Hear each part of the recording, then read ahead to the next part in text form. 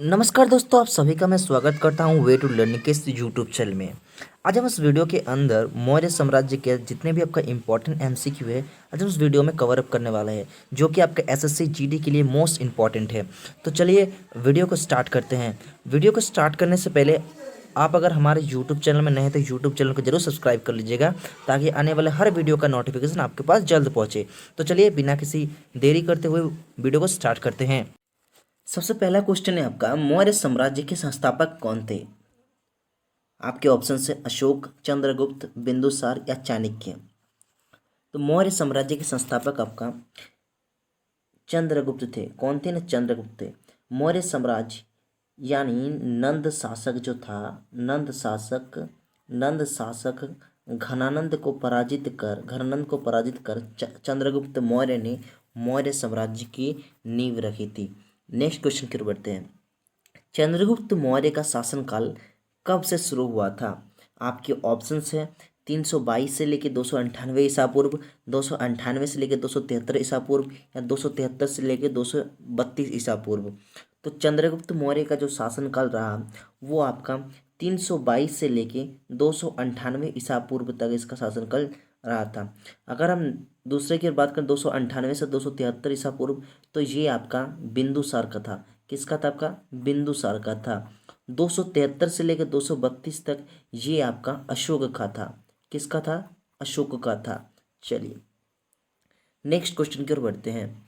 चंद्रगुप्त मौर्य ने किस शासक के राजा को पराजित कर मौर्य साम्राज्य की नींव रखी थी? नंद शासक, गुप्त शासक, पल्लव शासक या मुगल शासक। तो इसका राइट आंसर हो जाएगा आपका नंद शासक। नंद शासक के राजा जो था आपका घनानंद को पराजित कर चंद्रगुप्त मौर्य ने मौर्य साम्राज्य की आपका नींव रखी थी। चलिए नेक्स्ट क्वेश्चन की ओर बढ़ते हैं।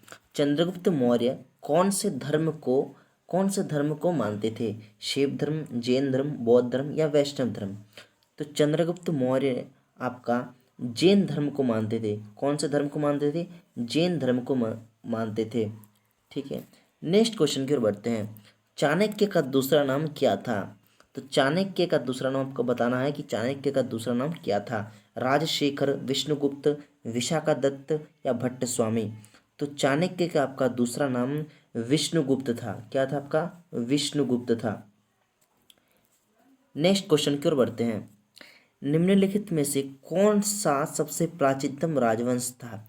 तो सबसे प्राचीनतम राजवंश आपका मौर्य वंशी था। मौर्य वंश सबसे प्राचीन राजवंश था। नेक्स्ट क्वेश्चन की ओर बढ़ते हैं। चाणक्य किसका प्रधानमंत्री था? चंद्रगुप्त, अशोक, बिंदुसार या अजातशत्रु। तो चाणक्य आपका चंद्रगुप्त मौर्य का आपका प्रधानमंत्री था। चाणक्य की सहायता से आपका चंद्रगुप्त मौर्य ने नंद शासक के घनानंद को पराजित कर आपका मौर्य साम्राज्य की नींव रखी थी। ठीक है, नेक्स्ट क्वेश्चन की ओर बढ़ते हैं। चंद्रगुप्त मौर्य के शासन विस्तार में किसके मुख्य रूप से मदद की थी? शूद्रक, करुवकी, उमागुप्त या चाणक्य।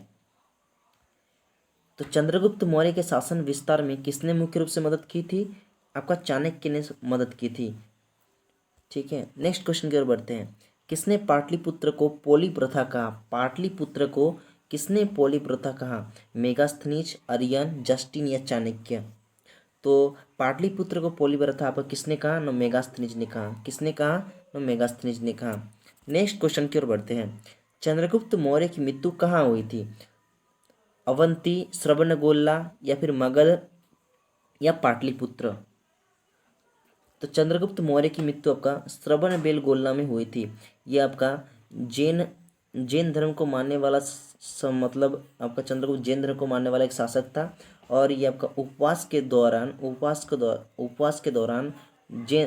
दौरान आपका कर्नाटक के श्रवणबेलगोला में चंद्रगिरी पर्वत में इसकी मृत्यु हुई थी।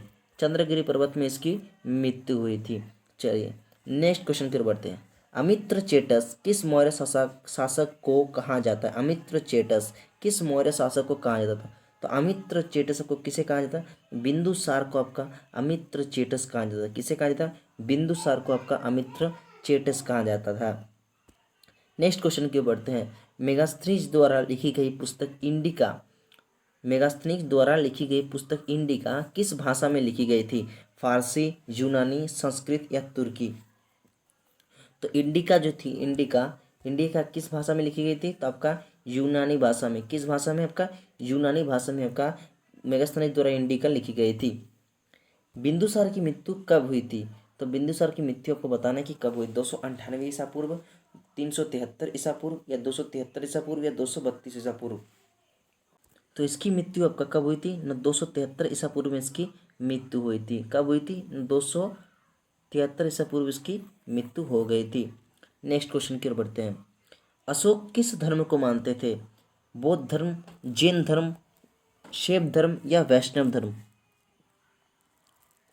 तो अशोक किस धर्म को मानते थे? तो अशोक आपका बौद्ध धर्म को मानने वाला एक शासक था, एक राजा था। ठीक है, नेक्स्ट क्वेश्चन की ओर बढ़ते हैं। अशोक ने अपने पुत्र महेंद्र और पुत्री संघमित्रा को बौद्ध धर्म के प्रचार के लिए कहाँ भेजा था? सिंध, नेपाल, श्रीलंका या उज्जैन। तो अशोक ने अपने पुत्र और पुत्री संघमित्रा को, अपने पुत्र महेंद्र और अपनी पुत्री संघमित्रा को बौद्ध धर्म के प्रचार के लिए आपका श्रीलंका भेजा था। कहाँ भेजा था? श्रीलंका भेजा था। नेक्स्ट क्वेश्चन की ओर बढ़ते हैं। देवनाम प्रियदर्शी के नाम से किसे जाना जाता था? देवनाम प्रियदर्शी के नाम से किसे जाना जाता था? अशोक, बिंदुसार, चाणक्य, चंद्रगुप्त मौर्य। तो देवनाम प्रियदर्शी के नाम से आपका अशोक को जाना जाता था। किसे जाना जाता था? अशोक को जाना जाता था। नेक्स्ट क्वेश्चन की ओर बढ़ते हैं। अशोक के अभिलेख को कितने भागों में बांटा गया था? 1, 4, 3 या 5। तो अशोक के शिलालेख को कितने भागों में बांटा गया? आपका 3 भागों में। कितने भागों में? 3 भागों में आपका बांटा गया। कौन कौन से अभिलेख, कौन कौन से अभिलेख थे? एक तो आपका शिलालेख थे, एक तो शिलालेख था। दूसरा आपका कौन सा था? स्तंभ लेख, स्तंभ लेख, स्तंभ लेख था। और तीसरा आपका गुहालेख था, गुहालेख था, गुहालेख था। अशोक की पत्नी का नाम क्या था? करुवाकी, चंपा, शुभदांगरी या यशोदा। तो अशोक की पत्नी का नाम क्या था? आपका करुवाकी। क्या नाम था आपका? करुवकी। करुवकी आपका अशोक की पत्नी का नाम। शुभदंगरी, शुभदंगरी जो था ये आपका अशोक की माता का नाम था। अशोक की माता का नाम, अशोक की माता का नाम था आपका शुभदांगरी, शुभदांगरी, शुभदांगरी था। ठीक है, नेक्स्ट क्वेश्चन की ओर बढ़ते हैं। वर्तमान में कलिंग जाना जाता है राजस्थान, उड़ीसा, आंध्र प्रदेश, केरला। तो वर्तमान में कलिंग को जाना जाता है आपका उड़ीसा, उड़ीसा जाना जाता है। क्या? कौन सा राज्य? उड़ीसा।